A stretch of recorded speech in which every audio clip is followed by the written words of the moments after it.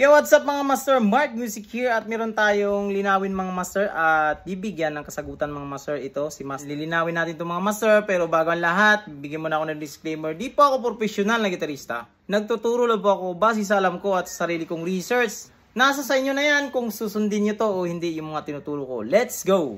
Comment nyo na yan mga master is yung lesson natin dyan mga master is yung tinatawag na cage system. Yung example natin dyan is yung ating C. Yan.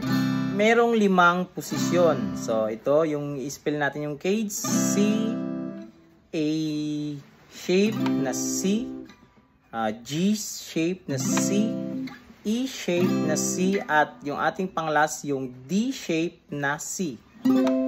So, sabi niya dyan, pwede daw yan sa lahat ng chords. Yes, mga master, pwede yan sa lahat ng mga chords. Yan.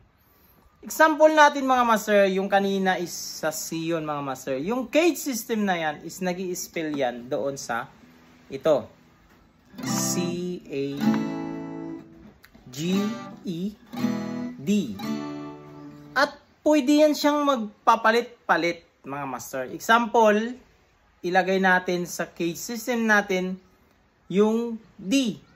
Cage system ng D. So, magbabago lang din yan mga master. Hindi mo naman kailangan na talagang iuna mo dyan is yung C shape na D, A shape na D. Hindi. Depende yan sa'yo mga master. Pwede yan magpapalit. Pagpapalit-palitin yung mga letra na yan. Actually, letra lang naman yan mga master. Applicable ba yan sa lahat ng chords? Yes mga master. Applicable yan sa lahat ng chords mga master. Example, dito tayo sa D mga master. Ito yung D natin. So, nakuha na natin yung D shape. Siyempre sa D. Yan. Ito yung familiar kasi natin na D. Ngayon, hanapin natin yung A shape na D. Siyempre, gamitin natin yung ating movable shape. Yan sa mga di nakapanood ng ating unang video mga master. Sana mapanood nyo yun mga master kasi karugtong yun dito mga master sa lesson natin mga master. Yung ating lesson na movable shape. Yan. A. Yan. Ilalagay muna natin siya sa A. So, gamitin natin yung ating movable shape. A. A sharp. B. C. C sharp. D. Ayan na. Oh. Yan na yung ating A shape na D. So, dalawa na siya. Yan. At hanapin naman natin yung G shape na D. O, ganun din yan mga master. Mag-G tayo dito din. Iusod lang natin into 10 frets. Yan. Yan. 10 frets. Yan na yung ating G shape na D. At ibabar lang natin yung tatlong string na to. Yung ating D string, G string, at B string. Yan.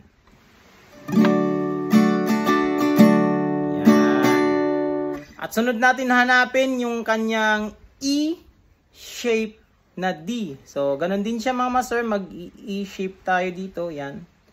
I-move lang din natin sa 10th fret yung ating A shape. Yan. Babar. Yan na yung ating D na A shape.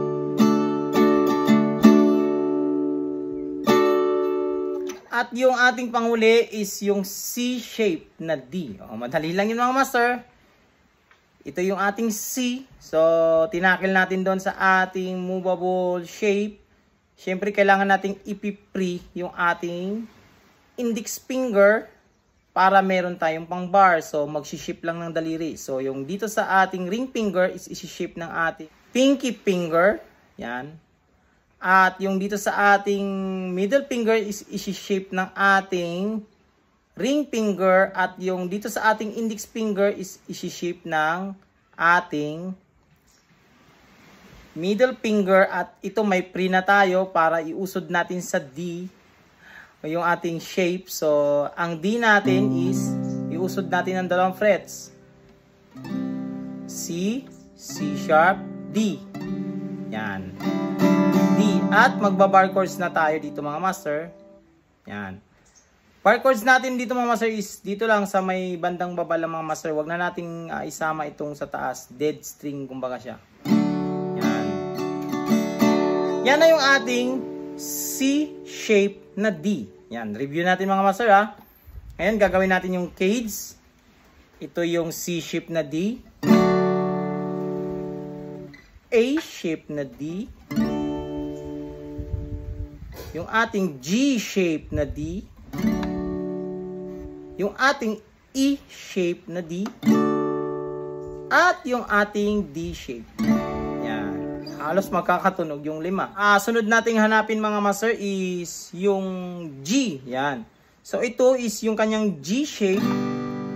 Siyempre yung ating G chord. Hanapin natin yung kanyang C-shape. Yun din yun yung kanina. Iusod lang din natin sa 10th fret. Yan. C form. Tapos magbabar na tayo dito. Yan na. Yung ating C-shape na G. Sa D-shape naman ng G mga master is yan. Mag-G tayo dito. I-shape natin yung ating mga daliri mga master. So yung ring finger is papalitan ng ating pinky finger. At yung nandito nakatuka mga master sa ating middle finger is papalitan ng ating ring finger. At yung ating index finger is papalitan ng ating middle finger para ma-prina natin yung ating index finger. At iuusod lang natin, slide dito sa ating 5th fret. Yan, dito sa ating index finger. Yan na yung ating D-shape na G. At syempre, pamilyar na natin yung ating E-shape na G. Yan. E-shape ito. Recall natin mga master, ito yung ating C-shape na G. A-shape na G. Of course, yung ating G-shape. At yung ating A-shape. At pang-last natin yung ating D-shape. May magtatanong dyan, paano pag B? Ganon din yan mga master yung gagawin natin. Actually, yung B is A-shape na siya. So, hanapin natin yung kanyang G-shape. Halimbawa, yun din yan yung ating G. Uusod lang natin sa 7th fret. Ito. Yung ating ring finger. Babar tayo dito, master. Sa 4th fret. Yan na yung ating G-shape na B. At pag D-shape naman is dito natin kukunin yan mga master. Sa dito sa ating 9th fret. Dito sa ating D string. Yan na yung ating D-shape na B. At yung pamilyar sa lahat, yung E-shape na B. At C-shape na B is medyo mataas-taas siya dito siya mga master sa ating 14th fret. Yan, magsisilan tayo. 14th fret yung ating root at magbabar na tayo dito sa ating 11th fret. Yan na yung C-shape na B. Yan. Spell natin mga master. C-shape, A-shape, G-shape, E-shape, at yung panghuli natin, yung ating D-shape na B. Yan na yung cage system ng B. Nakuha na natin mga master. So, sana mga master, mapanood nyo yun mga master, yung ating part 1 nito mga master kasi hindi na kayo mahirapan mag-identify ng cage system mga master. Yan. Sana nasagot natin yung tanong ng ating kamaster na yun about dito sa cage system. This is Mark Music. God bless you all. Peace out.